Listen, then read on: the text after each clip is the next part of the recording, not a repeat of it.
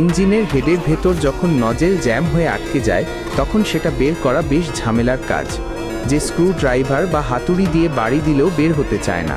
উল্টো জোর জবরদস্তি করতে গেলে হেডের ক্ষতি হওয়ার ভয় থাকে।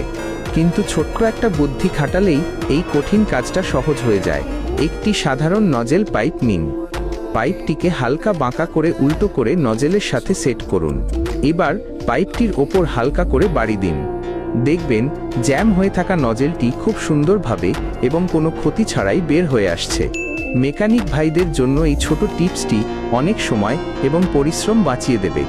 ছোট ছোট এই বুদ্ধিগুলোই কাজের গতি বাড়িয়ে দেয়। এমন আরও টেকনিক পেতে ফলো দিয়ে সাথেই থাকুন। ভাই এটা নিচে করে দেবো। এই চলছে বললাম না কইছি কথা কইছি ও ভিডিও করতেছে। ওই জুম জুম করে চলে যায় না ভিডিও দিনে অনেক ভালো ভালো ভিডিও এই গাড়ি না আমারে তোলা লাগে আমার চেয়ার